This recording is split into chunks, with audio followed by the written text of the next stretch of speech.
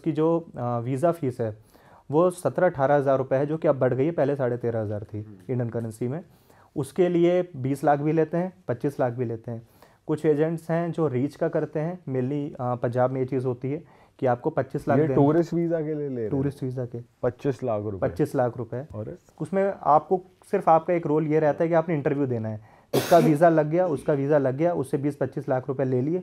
इसका नहीं लगा, 18-19 भाई ये काम तो 25,000 में भी हो जाएगा। लोग इसके 25 लाख दे रहे हैं कि अपॉइंटमेंट दिला के बस इंटरव्यू देकर आ जाओ। सिर्फ इंटरव्यू आपको देना है, और एजेंट्स 20-25-30-30 लाख रुपए। भाई मैंने खुद लगवाया भाई 30-35 अगर आप खुद कर लोगे तो कर लोगे। जिसको नहीं पता है या जिसका माइंडसेट ये है कि हमारा मामा उधर है, चाचा उधर है और हमें यूएस पहुंचना है, तो वो रीच का 30 से 35 लाख रुपए, 35 लाख शायद मैं कम बोल रहा हूँ।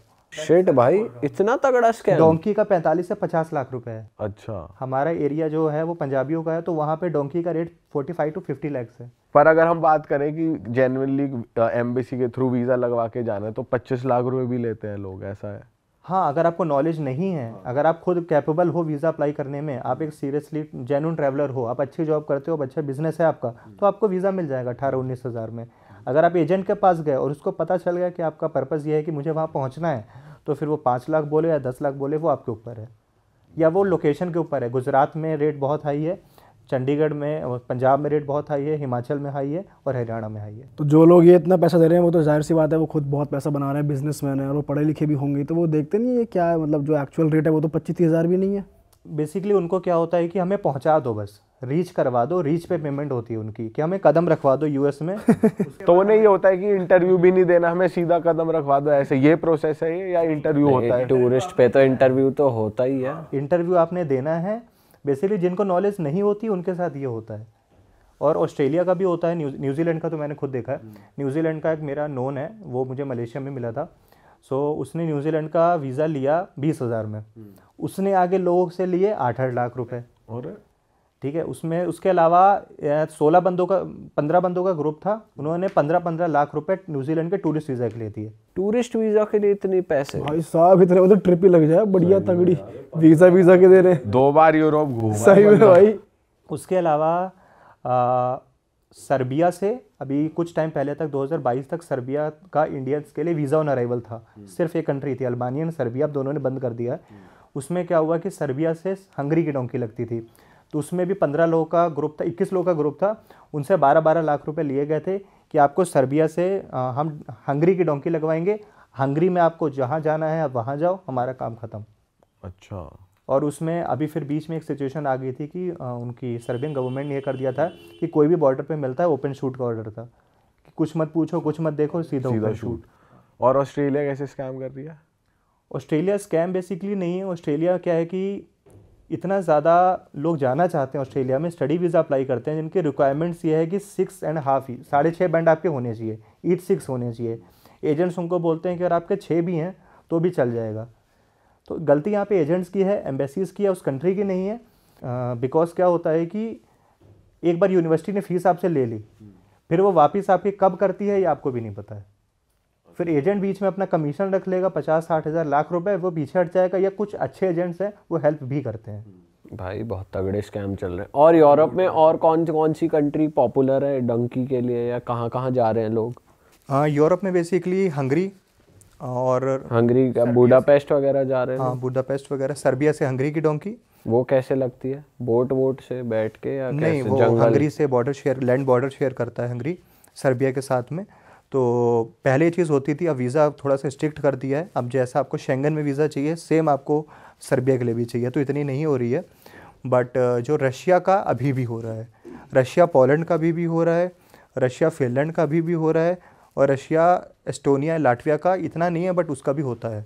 अच्छा, तो इंडियंस को मतलब कुछ वीज़ा तो लेना पड़ेगा यूरोप में लैंड करने के लिए, या फिर कैसे जाएंगे? कोई जो एलिजिबल ही नहीं है वो कैसे जाएंगे? अब अगर आपको शेंगन जोन का, बेसिकली शेंगन जोन का अगर आपको वीज़ा लेना है, तो अगर आप इंडिया में 70 से 80 हज़ार की जॉब करते हो, आपके पास ITR है, इनकम टैक्स रिटर्न्स आपने फाइल करे हुए हैं डिफरेंट ईयर्स पे, एक साथ में नहीं, तो आपको वीज़ा मिल सकता है। या आप बिज़नेस कर रहे हो, आपका अच्छा टर्नओवर है, तो आपको वीज़ा मिल सकता है। अब जो इंडिया में 15-20 हज़ार कमा रहा है वो घूमने की तो सोच ही नहीं सकता यूरोप में। तो ये तो हो गई नॉर्मल लोगों की बात जो वीज़ा लेकर जा रहे हैं किसी शेंगन एरिया में, फिर वो वहाँ पे डंकी करेंगे। लेकिन अगर किसी को वैसे ही जाना है इलीगली, तो वो कौन सी कंट्री में लैंड कर रहे हैं? मोरक्को? अगर आपको इलीगली एंटर करना है यूरोप में, या तो सर्बिया या मोरक्को, या फिर अब कुछ ऐसे तरीके हो गए हैं कि माल्टा एक कंट्री है यूरोप में, माल्टा शेंगन में है। कुछ टाइम पहले तक ये था कि लोग वहाँ पे वर्क परमिट्स लेके चले आते थे, इजी होता था वर्क परमिट, कुछ वहाँ पे काम करते थे, कुछ वहाँ से माल्टा पहुँच के 2-3 महीने बाद वो या तो पोर्चुगल चले जाते थे, उनके वहाँ पे कोई ना कोई नोन होता था, या वो जर्मनी चले जाते थे, या वो फ्रांस चले जाते थे, जो कि अब लीगली जा रहे हो, आपने उस कंट्री का वर्क परमिट लिया है। बट क्योंकि शेंगन वो यूरोपियन स्टेट्स हैं, वो कंट्रीज़ हैं बट मेंबर ऑफ स्टेट्स हैं, तो अगर आपको इंडिया का वीज़ा मिल गया आप कहीं भी इंडिया में जा सकते हो। ऐसे अगर आपको शेंगन जोन का वीज़ा मिल गया आप कहीं भी जा सकते हो 29 कंट्रीज़ में, तो फिर वहाँ पे जाके वो देख लेते थे। बट स्टिल दूसरी कंट्री में वो इलीगल है। और जो इलीगली जा रहे हैं वो कैसे जा रहे हैं, मतलब बाय शिप या जंगलों के रास्ते, इस सब के थ्रू ही जा रहे हैं? अब ये थोड़ा सा स्ट्रिक्ट हो चुका है क्योंकि अभी ये लोग काफ़ी ज़्यादा हो रहे हैं। बट पहले तो आप बाई कार जाओ, बाई रोड जाओ, आप ये कह सकते हो कि मैं घूमने जा रहा हूँ। अगर आप सपोज़ किसी थर्ड कंट्री में एंट्री कर गए हो, वर्क परमिट पे हो आप, माल्टा या कोई भी यूरोपियन कंट्री, शेंगन कंट्री, तो आप उनको बोल सकते हो मैं इस कंट्री में काम करता हूँ और अभी मेरी हॉलीडेज़ हैं, वीकेंड्स हैं, तो मैं वीकेंड्स पे उस कंट्री जा रहा हूँ। लेकिन अगर आपको ज़्यादा टाइम हो चुका है तो उसका कोई प्रूफ होता नहीं है, क्योंकि एंट्री एग्जिट होती नहीं है। भाई क्या हमारी नेबरिंग कंट्रीज़ के लोग इंडिया में भी डंकी मार रहे हैं? कोई आना चाह रहा है इधर, आ रहा है, चल रहा है, ये रूट है कोई ऐसा? नेबरिंग कंट्रीज़ का नेपाली के लिए तो ज़रूरत नहीं है, बट बांग्लादेशी बहुत ज़्यादा हो रहा है, बहुत ज़्यादा हो रहा है। असम के साइड से बहुत ज़्यादा डोंकी कह लो कि इतना स्ट्रिक्ट नहीं किया बॉर्डर्स, तो काफ़ी ज़्यादा बांग्लादेशी लोग आ रहे हैं। और अफ्रीकन्स भी कुछ आते हैं यहाँ पे स्टडी वीज़ा लेके।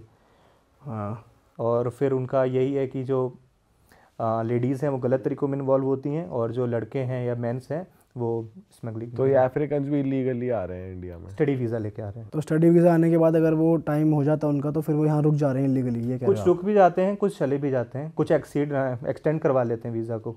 और अफ्रीकन जो आप लेडीज़ या गर्ल्स कह रहे हो जो यहाँ पे आ रही हैं, वो लोग क्या गलत काम कर रहे हैं? वो चलाते हैं लेडीज़ वगैरह, और जो मेंस होते हैं वो बेसिकली ड्रग्स स्मगलिंग वगैरह करते हैं। तो ये आपको कैसे मालूम कि पैकेट चल रहा है अफ्रीकन? काफ़ी ज़्यादा न्यूज़ में भी आता है, काफ़ी ज़्यादा है। जनकपुरी वेस्ट में मेरे कज़न रहता है, उनका एक एरिया, वहाँ पे एक एरिया है, वहाँ पे मैंने खुद देखे हैं अफ्रीकन्स वहाँ पे रहते हुए देखे हैं, तो सुना भी है।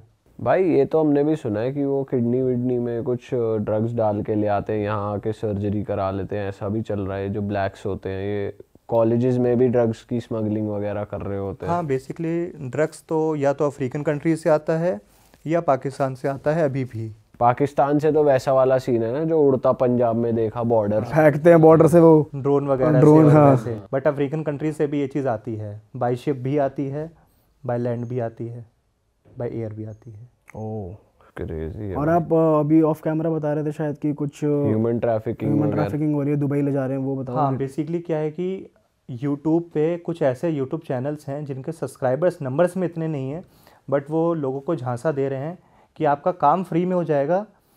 आपको किसी थर्ड कंट्री में लेके जाना है, सपोज़ वो कोई भी कंट्री है, वो यूरोप की कोई भी कंट्री है, लेकिन वो लेके कहाँ जाते हैं? दुबई लेके जाते हैं, या सऊदी अरेबिया लेके जाते हैं, या ओमान लेके जाते हैं। आपको एक ऐसी जगह लेके जाएंगे जहाँ पे दूर दूर तक कोई नहीं है, वहाँ पे आपको बैठाल के रखेंगे 10 दिन 15 दिन, फिर सीधा ये बोलेंगे कि आप अपने घर पे कॉल करो और पैसे मंगाओ, 8 lakh 10 lakh 15 lakh.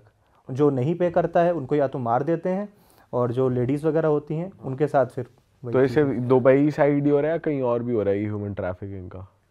Dubai side basically नहीं है, लोग लेके जाते हैं। दुबई बेसिकली डेवलप दुबई ही है, यूएई में सबसे ज़्यादा डेवलप यूएई है, दुबई है। उसके अलावा जो अजमान या उसके आसपास के शारजा के एरियाज ये हैं, नहीं है ज़्यादा। हाँ, ये इतने डेवलप नहीं है। वहाँ पे दूर में अगर आपको रेगिस्तान में कहीं ले गए, कमरे में रख लिया, तो किसी को कुछ नहीं पता चला। हाँ, कोई जा ही नहीं यूएई पाएगा। बेसिकली नहीं है, गल्फ़ कंट्रीज जो और हैं, ओमान या सऊदी अरेबिया उधर है, या इजिप्ट हो गया। हाँ। इजिप्ट में ये चीज़ें काफ़ी ज़्यादा हैं।